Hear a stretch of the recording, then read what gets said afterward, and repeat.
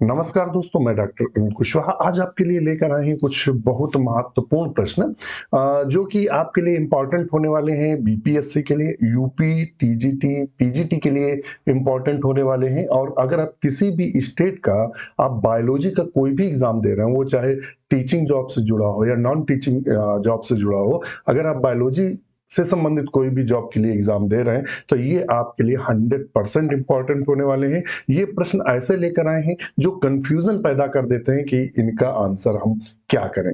ऐसे प्रश्नों की सीरीज लेकर चल रहे हैं, तो शुरू करते हैं वीडियो। उससे पहले रिक्वेस्ट, चैनल को लाइक, सब्सक्राइब और अपने दोस्तों के साथ शेयर जरूर करें। दूसरा, आयोग का जो है वो गठन हो चुका है, आयोग ने प्रॉपर काम करना शुरू कर दिया है। तो आपको जो एग्जाम की डेटें हैं और वो जुलाई तक कंफर्म हो जाएंगी। हो सकता है जुलाई अगस्त में आपका एग्जाम भी हो जाए। तो अपनी तैयारी को या जो आप तैयारी कर रहे हैं उसको स्मूथ करिए। आप 4 से 6 घंटा डेली पढ़ना शुरू करिए। आप थोड़ा, ये वाला सिस्टम नहीं है कि आज नहीं पढ़ेंगे कल पढ़ेंगे, कल नहीं परसों पढ़ेंगे। तो आप थोड़ा सा मेहनत करना शुरू कर दीजिए। आज ही हमारे साथ जुड़िए।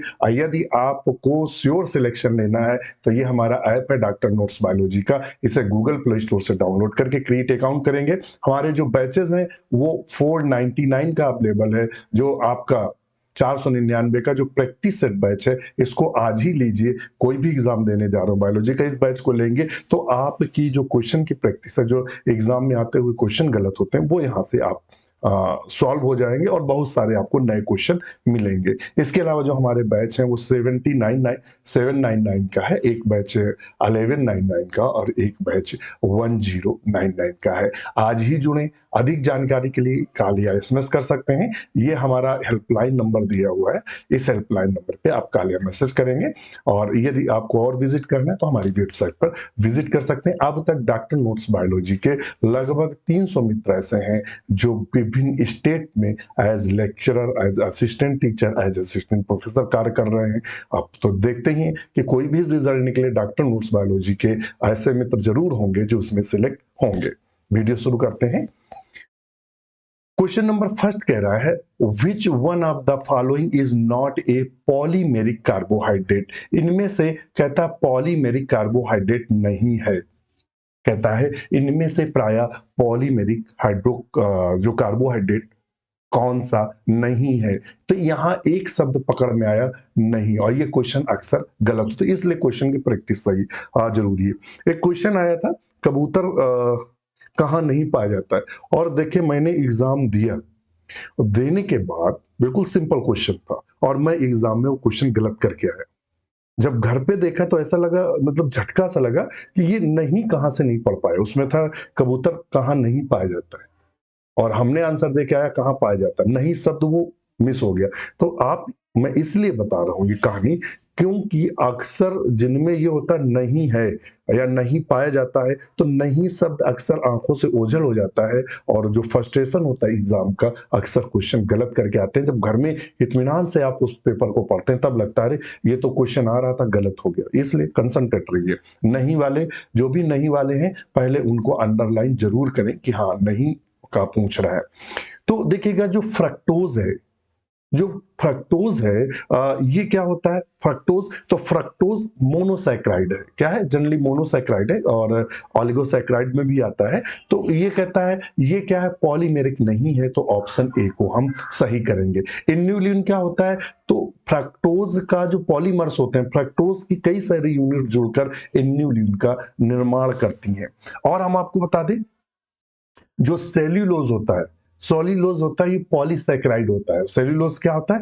पॉलीसैकेराइड्स होता है। तो ऑप्शन हमारा सही होगा फ्रक्टोज। जो काइटिन भी है, ये भी पॉलीसैकेराइड है। तो ऑप्शन ए सही करेंगे, जो कि पॉलीमेरिक कार्बोहाइड्रेट नहीं है, वो हमारा है फ्रक्टोज। फ्रक्टोज किस में पाया जाता है? तो ये प्राय फ्रूट्स में पाया जाता है या फलों में पाई जाने वाला शर्करा है, जिसके कारण फल मीठे होते हैं। नेक्स्ट क्वेश्चन है, बहुत उम्दा क्वेश्चन है। Prostaglandins were first found in. Prostaglandin सबसे पहले पाए गए थे। जो प्रोस्टाग्लैंडिन है वो प्राय पहले कहां पाए गए थे? तो ये सेमिनल फ्लूइड में देखने को मिले थे। कहां देखने को मिले थे? सेमिनल फ्लूइड में ये देखने को मिले थे। ज्यादातर जो प्रोस्टाग्लैंडिन्स है और कहां पाई जाती है? प्रोस्टाग्लैंडिन्स यूट्रस से संबंधित है। किससे? यूट्रस या गर्भाशय से संबंधित है। किससे संबंधित है? गर्भाशय से।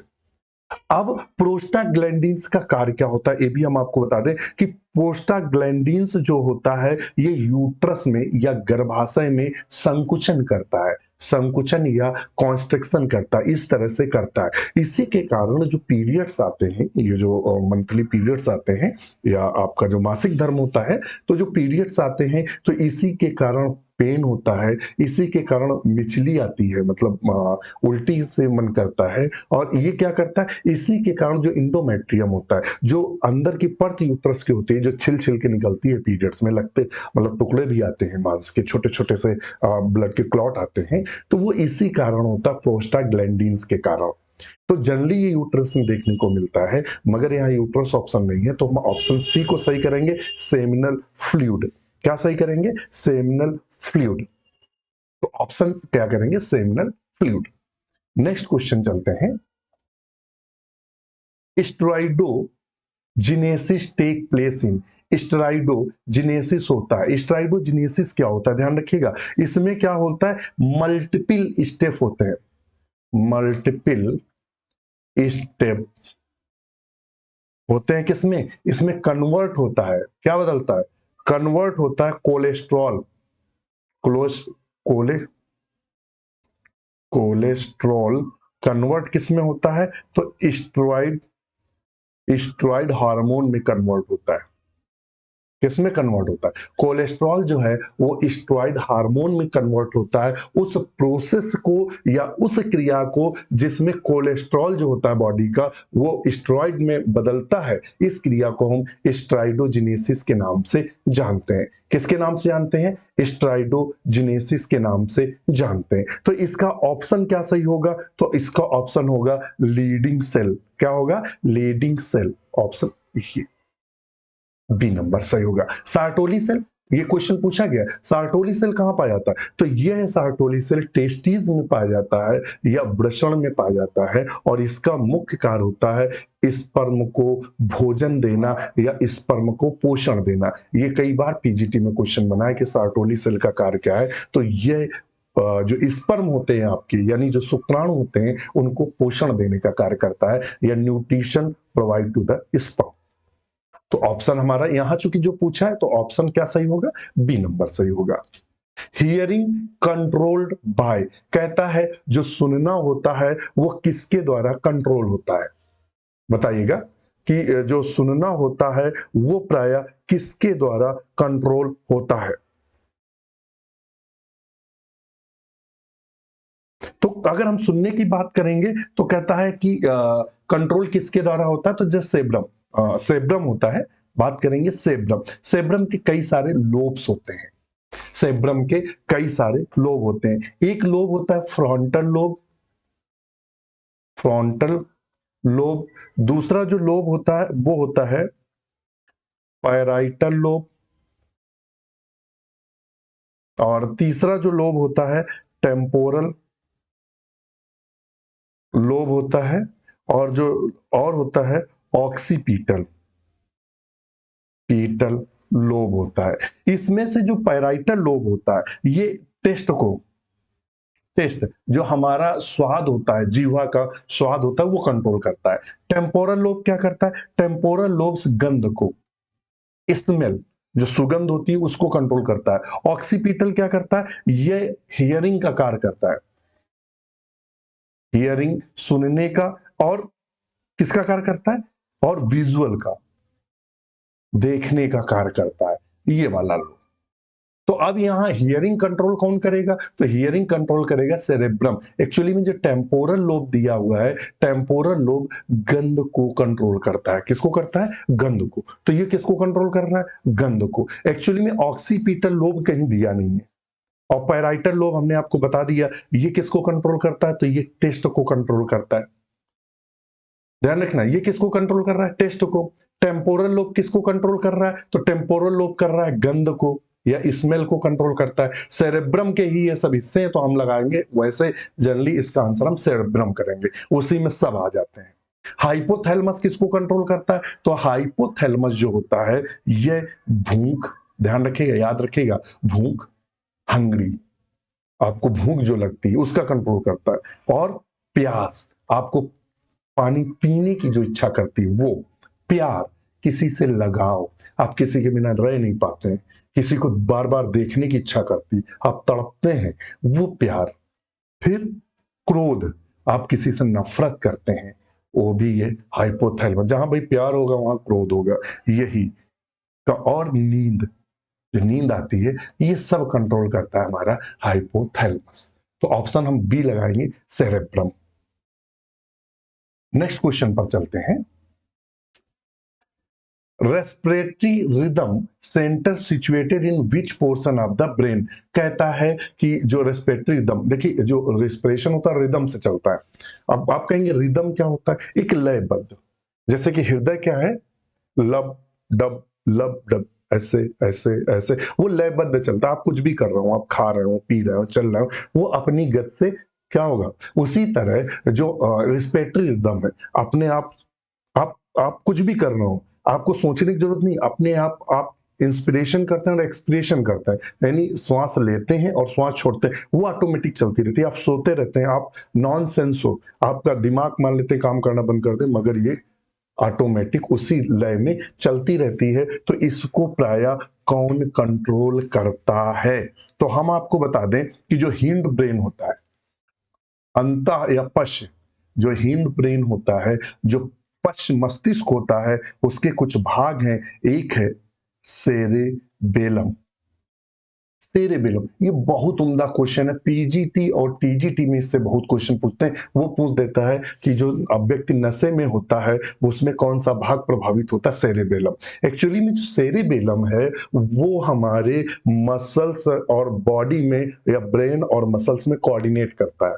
हमारी इच्छा हुई हाथ उठाने की तो हाथ उठ गया, हमारी इच्छा हुई उंगली मोड़ने की तो मुड़ गया। ये जो कोऑर्डिनेशन है, दिमाग आदेश कर रहा काम कर रहा है, ये सेरेबेलम कंट्रोल करता है।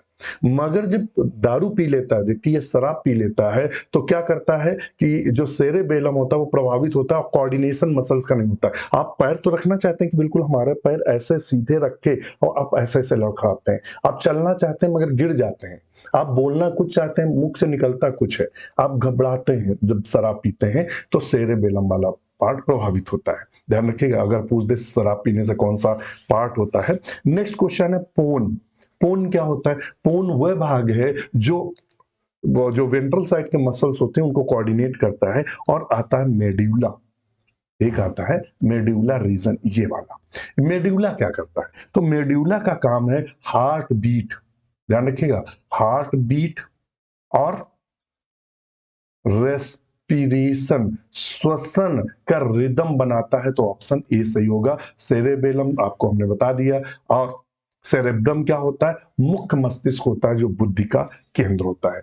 चलिए, तो ऑप्शन हम यहां सही क्या करेंगे? ए नंबर को बिल्कुल सही करेंगे।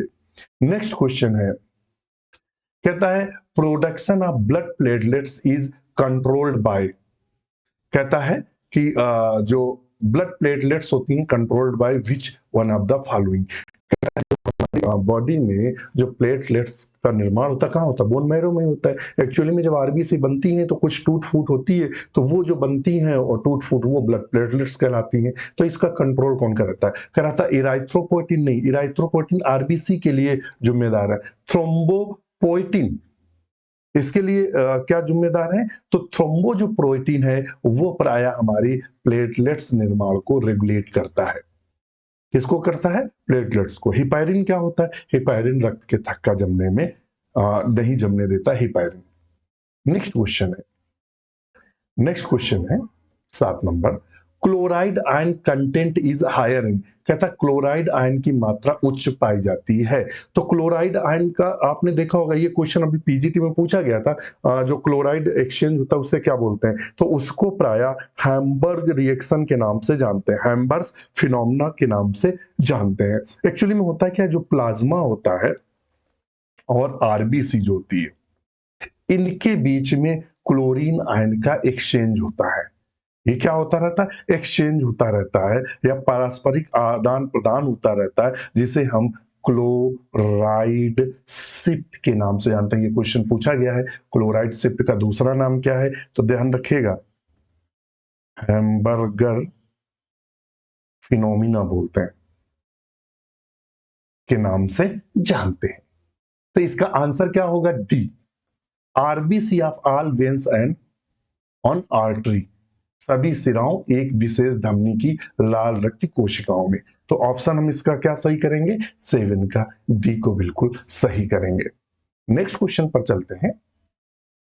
कहता है CD4 T cells are called, CD4 T कोशिकाएं कहलाती हैं। CD4 टी कोशिकाएं क्या कहलाती हैं?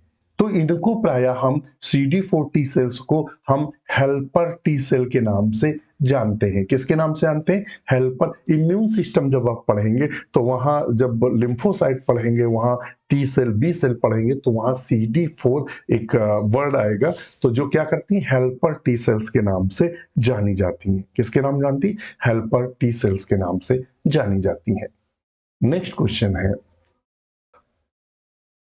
The ventilation movement of the lungs in mammals are governed by, स्थनी में फेफड़ों का वायवीय गति का नियंत्रण करती है। जो फेफड़े सिकुड़ फैल रहे हैं तो उनकी जो वायवीय गति होती है उनको नियंत्रित करने का कार्य क्या होता है? डायफ्राम का होता है, जो कि यहाँ हमारे पाया जाता है, और कोस्टल मसल्स का भी कार्य होता है। डायफ्राम और कोस्टल मसल्स का कार्य होता है। तो ऑप्शन डी सही करेंगे। ए और बी दोनों सही हैं, तो ऑप्शन डी को हम सही करेंगे। नेक्स्ट क्वेश्चन पर चलते हैं। Zymogen cells is gastric gland secrets. देखिएगा, हमारा जो पेट होता है, पेट के 3 भाग होते हैं। एक होता है कार्डियाक,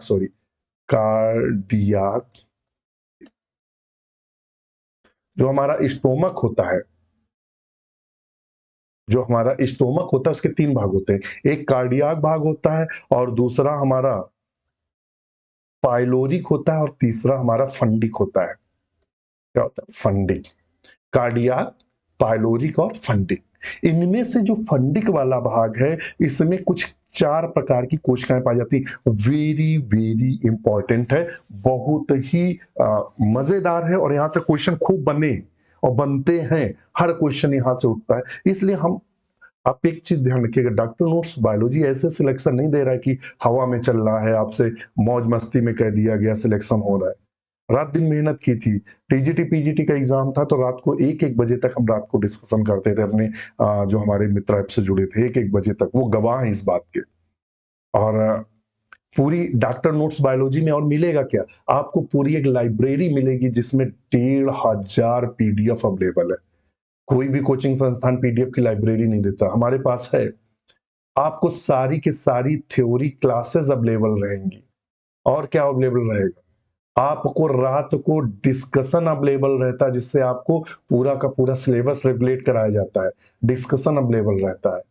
तो ये सब आपको अवेलेबल है। आज ही हमारे बैच को परचेस करिए, आज ही हमसे जुड़िए। तो फंडिंग के कौन कौन से भाग हैं, कौन कौन से सेल पाई जाती हैं? चीफ सेल, चीफ सेल, ध्यान रखिएगा। इन्हीं चीफ सेल का भी एग्जाम में क्वेश्चन पूछता है, चीफ सेल का दूसरा नाम क्या है? तो चीफ सेल को पेप्टिक सेल भी बोलते हैं। क्या बोलते हैं? पेप्टिक सेल के भी नाम से जानते हैं। किसके नाम जानते हैं? Peptic cell. और इसका और दूसरा नाम क्या है? Zymogen cell. 3 नाम है, ध्यान रखिएगा। हो सकता है chief cell, peptic cell, zymogen cell, एक ही मतलब है, तीनों का नाम एक है। कोई लोग चीफ सेल बोल देते हैं, कुछ लोग पेप्टिक सेल बोलते हैं, और कुछ लोग जाइमोजन सेल के नाम से जानते हैं। तो इसके हमारे पास 3 नाम निकल कर आए। ये जो कोशिका है ये प्रायः करती क्या है? तो चलो बताते हैं, कोई बात नहीं। ये पेप्सिन एंजाइम स्रावित करती। कौन सा? Pepsin enzyme. और क्या स्रावित करती है? और स्रावित करती है रेनिन। तो ऑप्शन हमारा बी सही होगा। इसका कार्य है पेप्सिन का स्रावण करना। अच्छा, इसके अलावा और सेल फंडिक में कौन सी पाई जाती है? तो फंडिक में थोड़ा सा इसी को लेंगे। फंडिक में और कौन कौन सी सेल पाई जाती है? तो पाई जाती है पैराइटल सेल,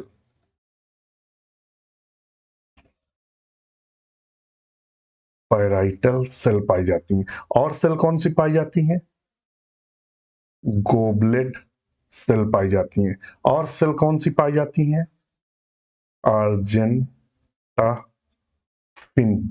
अर्जेंटाफिन या फिर डबल एफ, अर्जेंटाफिन सेल्स पाई जाती हैं। तो पैराइटल सेल किसका श्रावण करती हैं? तो HCl का करती हैं, हाइड्रोक्लोरिक एसिड का।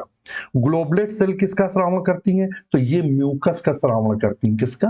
म्यूकस का, जो खाना खाते हैं ना चिकना बनाए रखने के लिए। अर्जेंटाफिन सेल्स किसका श्रावण करती हैं? तो गैस्ट्रिक हार्मोन, गैस्ट्रिक हार्मोन का श्रावण करती हैं, गैस्ट्रिक सी। ध्यान रखिएगा, ये जितना हमने आपको डाटा, ये जो स्क्रीन पे हम आप डाटा देख रहे हैं, ये डाटा लगभग 10 से लेकर 15 क्वेश्चन का डाटा है। आप यहां से लगभग 10 से 15 क्वेश्चन बन चुके हैं या बनेंगे, उन सबको हमने डिफाइन कर दिया है। वो एक आपको ये लगता होगा कि एक क्वेश्चन सॉल्व करा देकर, और हम देखिए डाटा वही, इधर उधर की बात नहीं, वही डाटा आपके साथ शेयर करते हैं जो एग्जाम के लिए महत्वपूर्ण हो। हवा वाला कोई भी काम नहीं। नेक्स्ट क्वेश्चन है, the sphincter of Oddi is found at the end of. Sphincter of Oddi, sphincter of Oddi जो पाया जाता है, ये क्या होता है? एक प्रकार का ये जो पाया जाता है, तो जैसे ये बाइल, बाइल है, ये बाइल, बाइल की जो नली आती है, यानी पित्ताशय की जो नली आती है, और यहाँ एक वाल्व पाया जाता है जिसे हम स्फिनेक्टर ऑफ ओडी के नाम से जानते हैं। किसके नाम? स्फिनेक्टर ऑफ ओडी के नाम से जानते हैं, जो कि बाइल डक्टस से संबंधित है। पित्त वाहिनी में एक वाल्व पाया जाता है। देखिए ऐसा है, वाल्व क्या होता है भी हम आपको बता दें। जब भी कहीं से कुछ पदार्थ निकलता है तो बीच में वाल्व पाया जाता है। यहाँ इस तरह से वाल्व पाए जाते हैं। वाल्व का मतलब क्या होता है कि कितनी चीज अंदर आनी है और कितनी चीज बाहर जानी, ये नियंत्रित वाल्व, यानी जैसे कपाट बोलते हैं, दरवाजा। क्योंकि आप दिन भर जैसे आप खाना खा लेते हैं, यहाँ स्फिनेक्टर एक हम लोगों को पाया जाता है, मतलब वाल्व पाया जाता है। तो खाना तो हम लोगों ने खा लिया, अब वो खाना बैक नहीं आने देता है। नहीं पता लगा खा लिया और नली, केवल नली हो सीधी, स्फिनेक्टर ना पाया जा रहा, तो खाना क्या होगा? जरा सा भी उबाल मारा, खाना खट से मुंह से सब खाना बाहर आ गया। जब उल्टी आती तो देखना झटका लगता है, तो स्फिनेक्टर खुलता है, तो तब खाना सब बाहर निकलता है। तो स्फिनेक्टर ऑफ ओडी कहां पाया जाता है? बाइल डक्ट से संबंधित है। तो हम 11 में ए को सही करेंगे।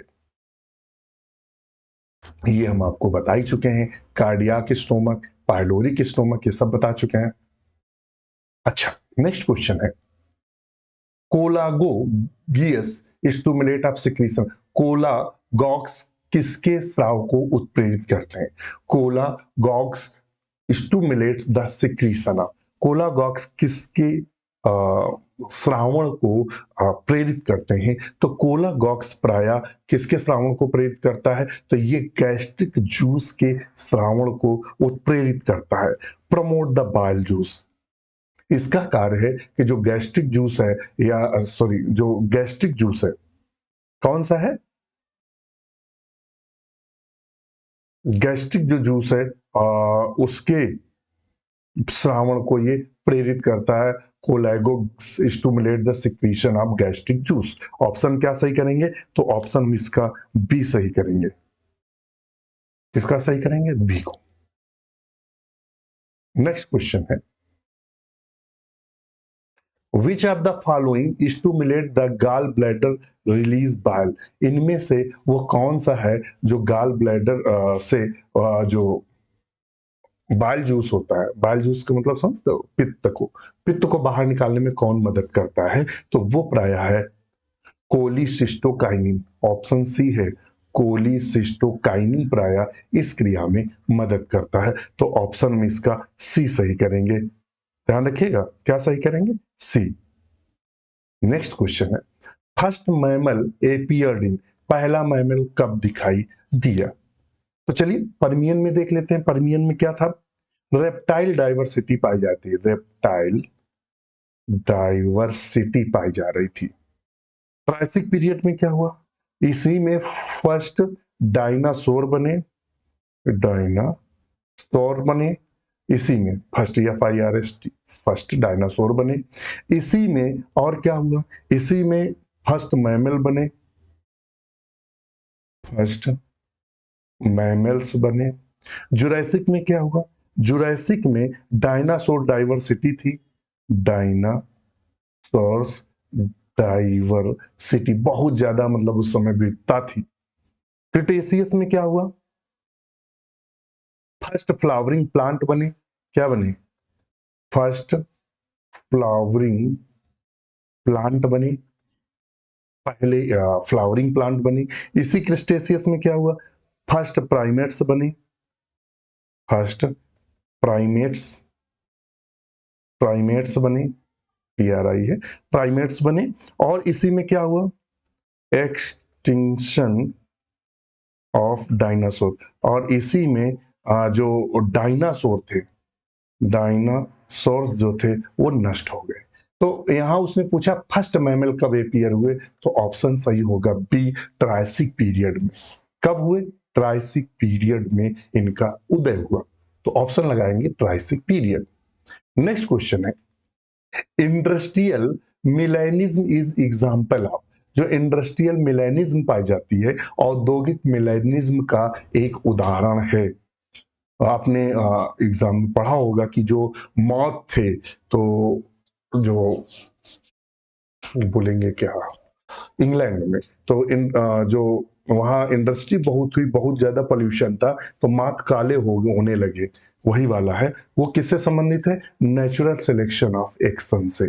तो ऑप्शन बी को हम सही करेंगे। नेक्स्ट क्वेश्चन है, the idea spontaneous generation was first refuted by, इस स्वतः स्फूर्त जन विचार सर्वप्रथम किसने खंडित किया? स्पॉन्टेनियस जनरेशन क्या था? पहले से तो ये होता है कि स्पॉन्टेनियस जो है वो क्या था। स्पॉन्टेनियस का मतलब था कि अनायास उत्पन्न हो जाना। इसके जो समर्थक थे स्पॉन्टेनियस के, वो एरिस्टोटल थे, यानी अरस्तु थे,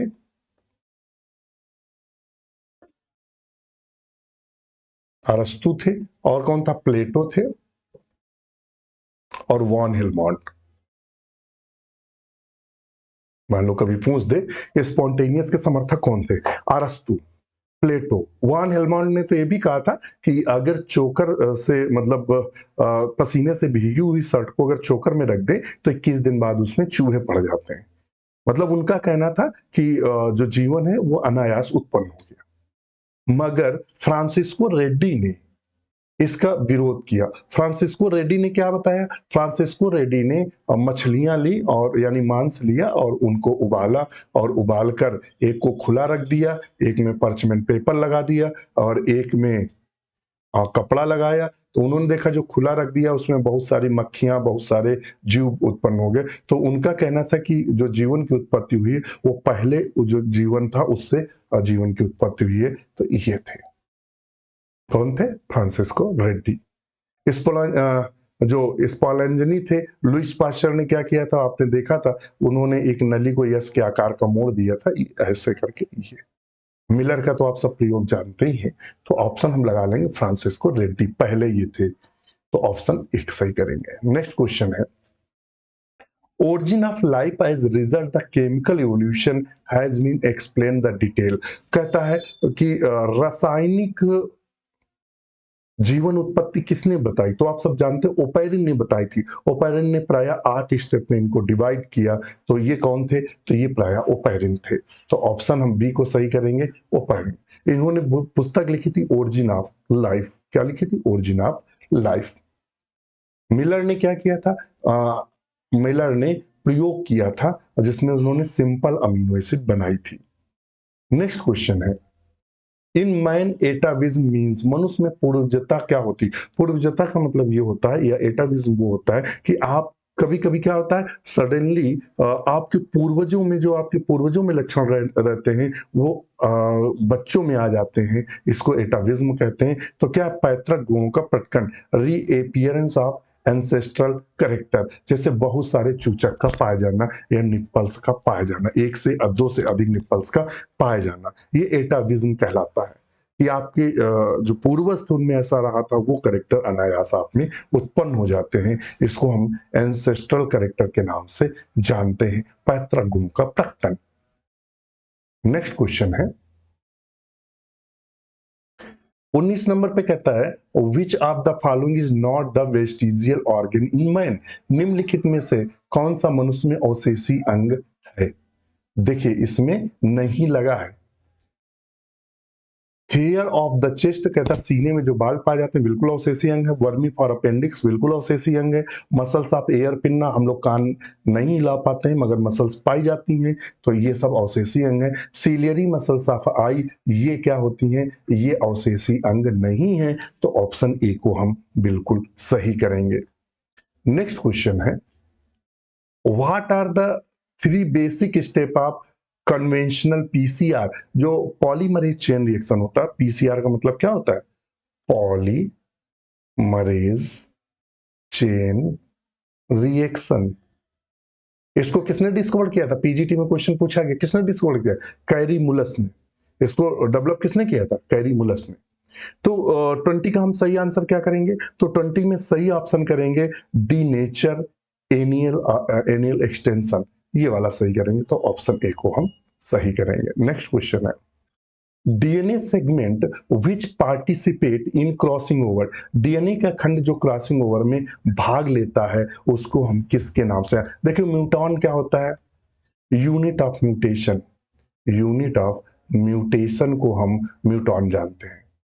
सिस्टोन क्या होता है, unit of function, unit of function. Recon क्या होता है, यूनिट ऑफ रिकॉम्बिनेशन, रिकॉम्बिनेशन। तो इसमें कहता है कि क्रॉसिंग ओवर किस में होता है, तो क्रॉसिंग ओवर प्राय रिकॉन में होगा, जिसमें रिकॉम्बिनेशन बाय क्रॉसिंग ओवर में क्या होता है, जो धागे होते हैं या जो टुकड़े होते हैं उनकी अदला बदली हो जाती है, जिससे रिकॉम्बिनेशन होता है, तो ऑप्शन ए को हम सही करेंगे।